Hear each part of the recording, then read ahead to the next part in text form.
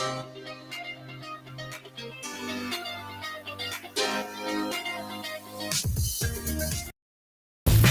to another Wealth Coffee Chats. Marvellous Monday. Hope you're well, folks, wherever you are. If you think it's Get Rich Quick, you're in the wrong place. This is the wrong podcast. This is the wrong live for you. Welcome to another Wealth Coffee Chat. Hope you're all awesome and well.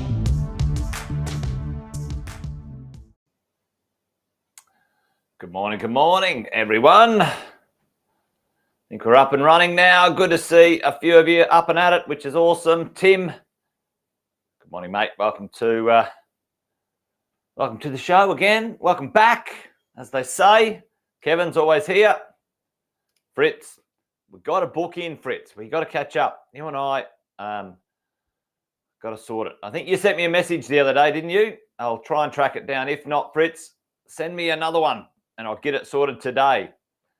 Been trying to catch up after the Chrissy break. Good to see you, mate. Hope you're well. Jeff. Yep. I think so, mate. I think so. I think we've reached the pinnacle of the interest rates for sure, Jeff. And at some point, they will reduce, and that will be fabulous for us all because our rents have increased in the meantime. So too have our values. Yep, hang in there. There's an unlock. There's a bit of a relief on the horizon for us all, which I'm excited about, which is pretty normal, folks. Good morning, Alex. Hope you're well, mate. Good to see you. All right, I'll get the things warmed up. Do the quick intros. Most of you know all of these things already, whoever's on. But if you're new, if you are finding us somehow, you're brand new to our coaching and mentoring program, you might have joined just recently. We had a bunch of people join. Welcome. Jason Witten's my name. One of the founders of Positive. Been property investing, I think it's over 25 years now. I was adding it up. Well, you keep saying 20 years, but now the years get further and further, and you keep saying 20, but the years are moving on. Anyway, I think that might be a function of aging. Who knows? And coaching and supporting property investors across Australia and New Zealand over 20. This is our 21st year now. Helped people buy over 10,000 properties over 21 years. Pretty cool. Along the way, paid attention, folks, and have learnt one or two things that you probably should do. Plenty of things you shouldn't do.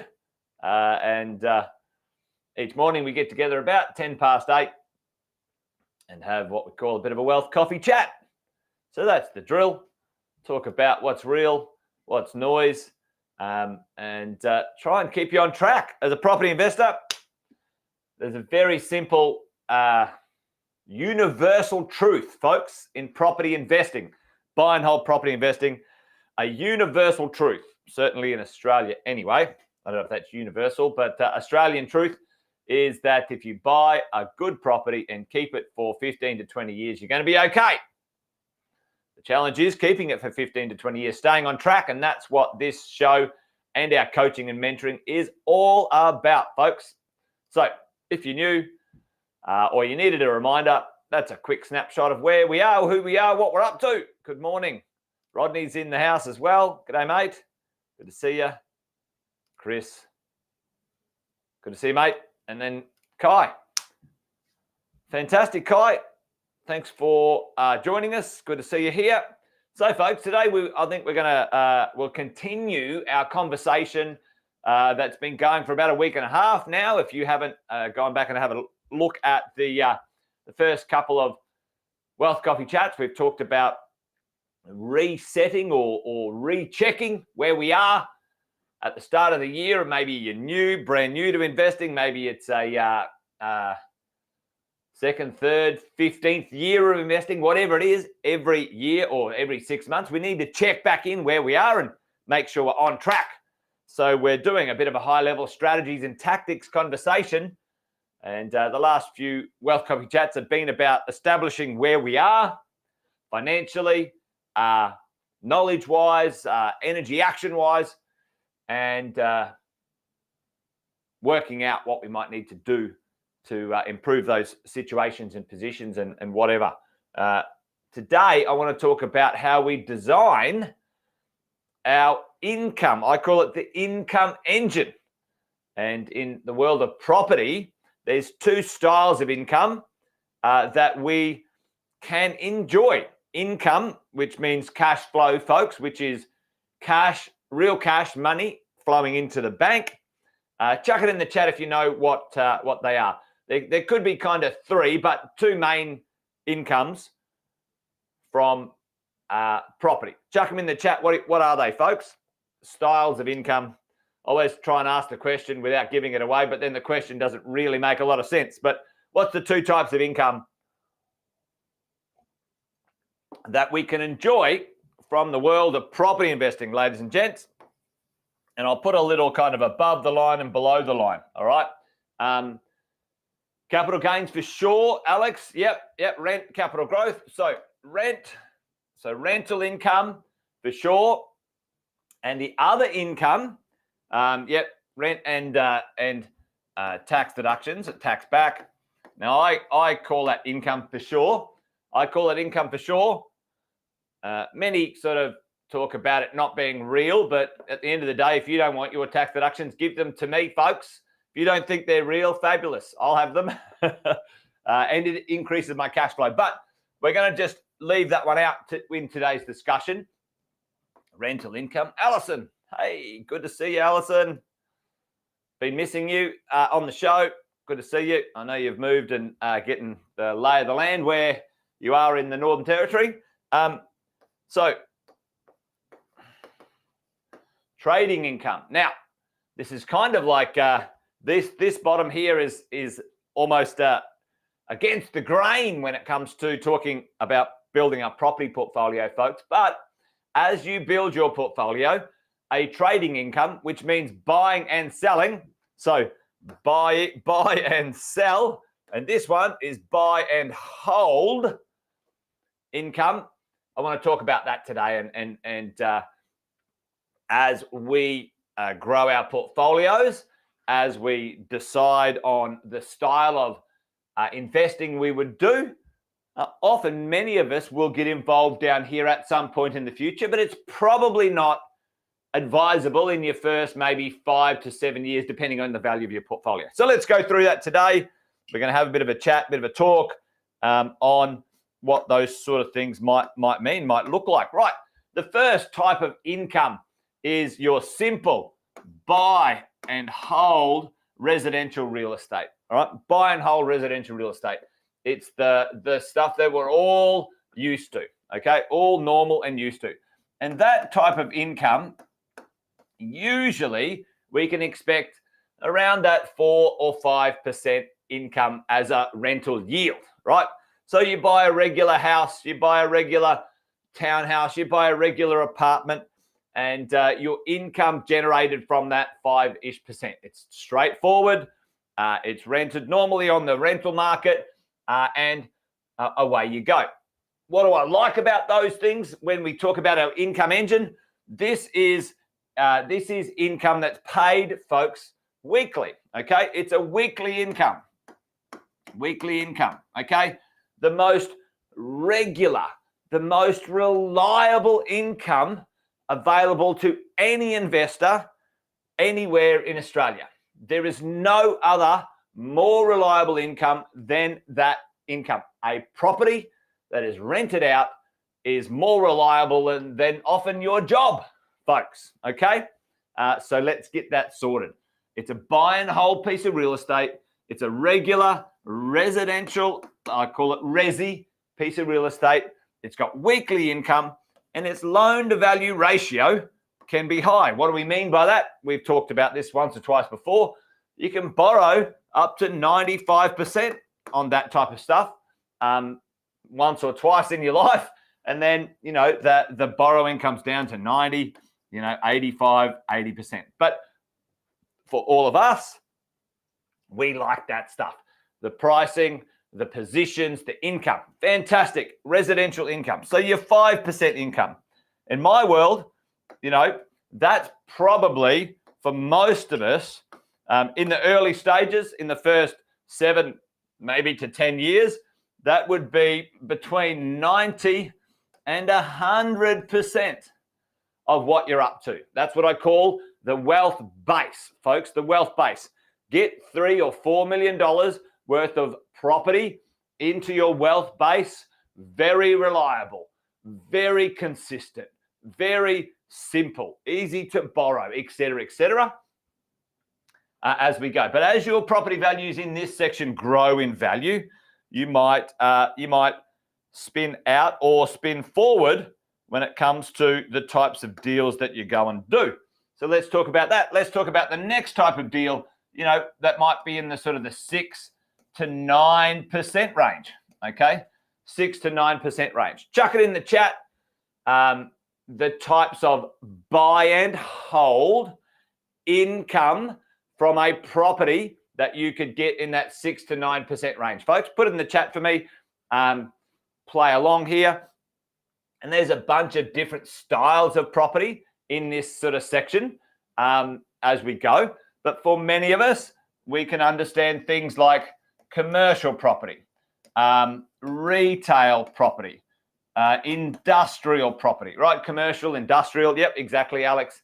Now, nothing wrong with those. I'm not a fan of those for most just simple buy and hold investors. I think there's some risk in those that most investors, especially starting out, should not expose themselves to.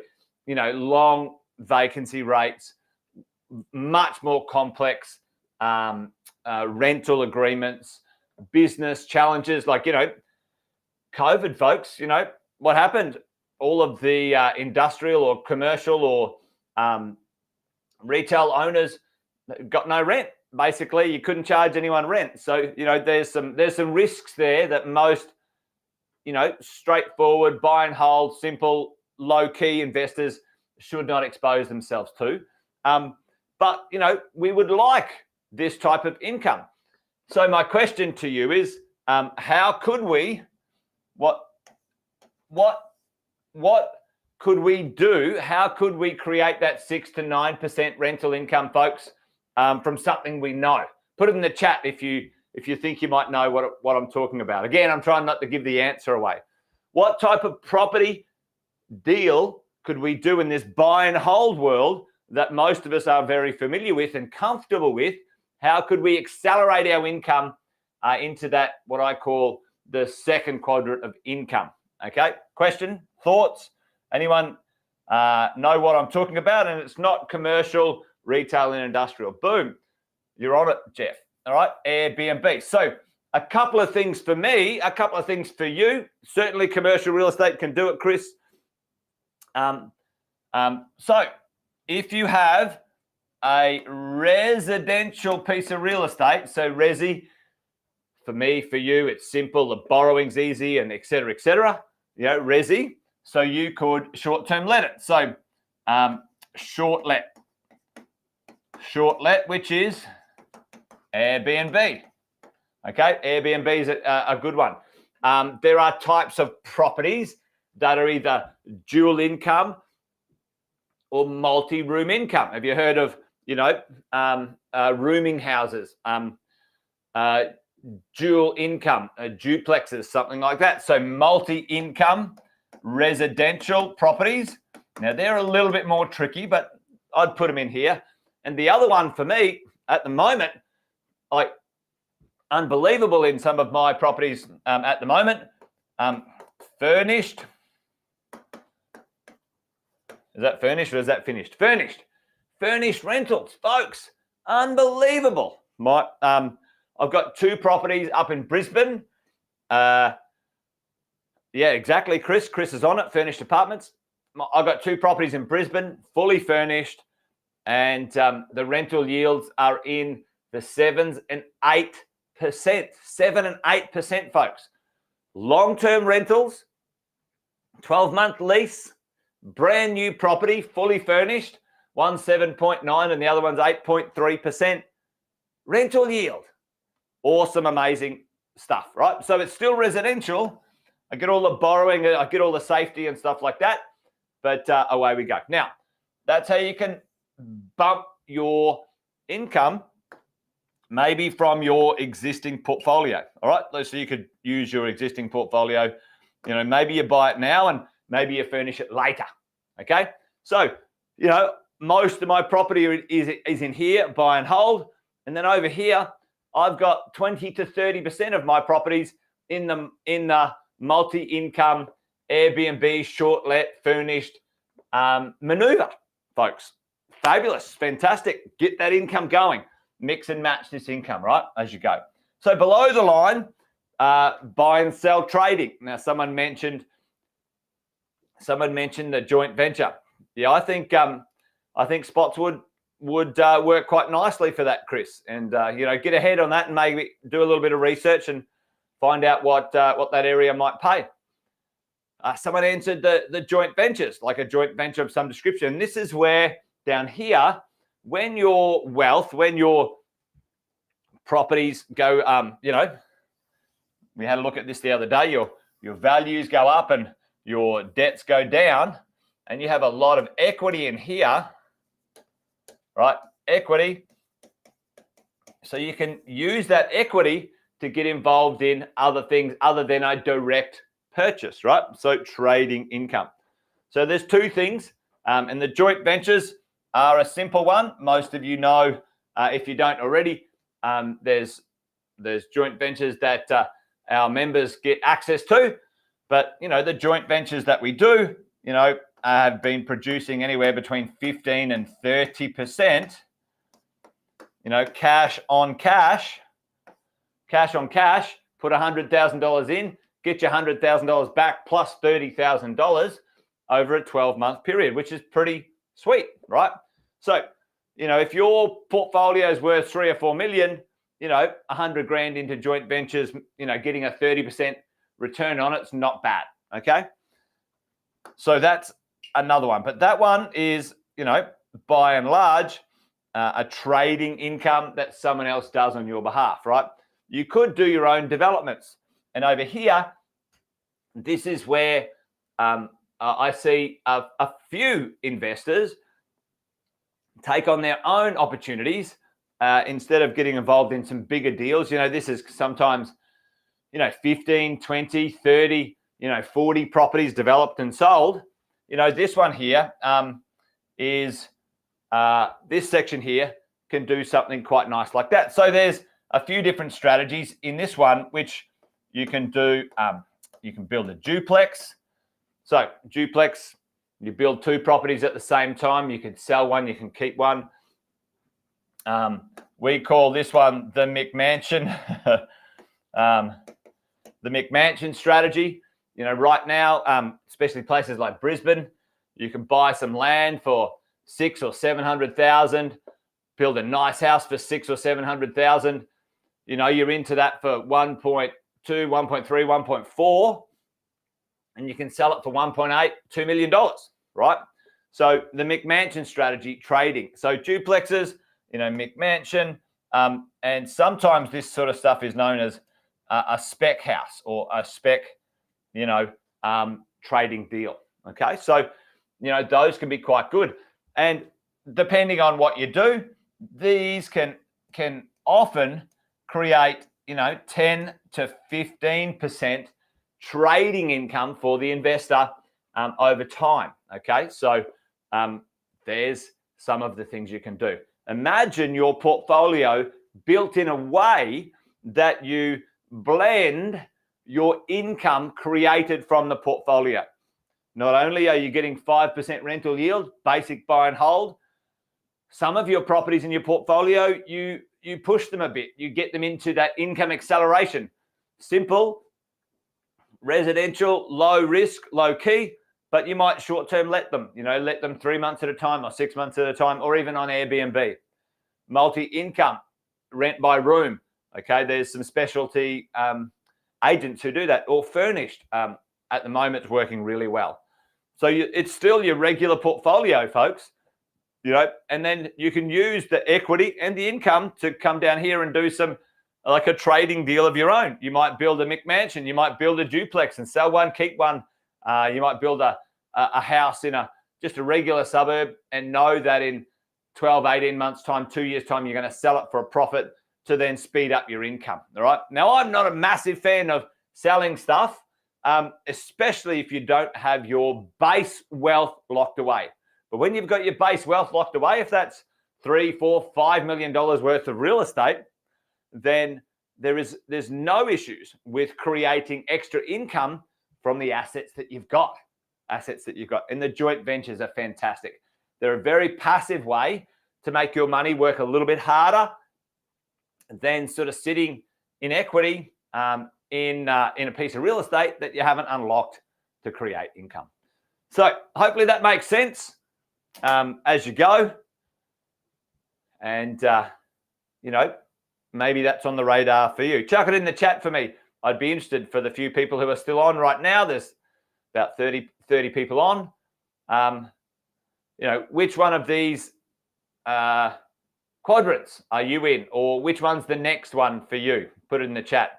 The buy and hold, the acceleration, the multi-income, or the trading income. Where are you at? Are you still at buy and hold, or are you buy and sell, trading? Chuck it in the chat for me. Or maybe it's a combination of both, where you're at and what's going on for you. All right, folks. Well, that's about it for today. I think buy and hold, Alison, for sure. Yeah, building that portfolio, building that base in there. Kylie's in the buy and hold as well. Yep. Someone's in the trading phase. Yep. Awesome. Yep. So, that's awesome, team. So build that buy and hold wealth. Is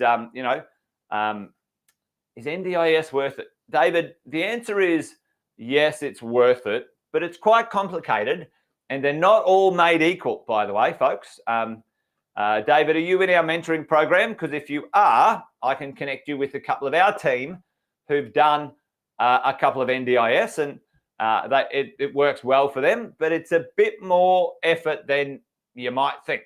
So the answer is yes, and also it depends, all right? But if you're in our coaching program, David, reach out to your coach and they can connect you with some people to talk about that in detail if you're serious about it, all right? Cool. Oh, sweet, mate. Well, maybe you could consider it. There you go. All right. No, well, and that's the big issue for me, Chris. There's lending issues, David, that you have to navigate. Or lending restrictions that you have to navigate. Check this out. Look, was it a good day today? Let's hope so. Yay. Oh, there you go. There's some lending issue you have to navigate. Then your tenant is not your direct tenant. You have to then deal with a provider who then finds the tenants and so on. So it's a bit more tricky than you'd expect. And politicians could reduce the support at any point in time, which always makes me a little nervous, with that sort of. But anyway, if you're into it, then I suggest you do your research, but the answer is yes, but it depends. All right, folks, that's it from me today. Good to see you all. Thanks for joining. Join me again tomorrow for another one if you're up for it. 8:10. You guys know the drill. We get together around about 8:10 and hang out. Do what we do, which is talk about property investing and see if we can't all stay on track. All right, folks, that's it from me. Great to see you. Thanks for joining. Take care. See you tomorrow. Bye for now.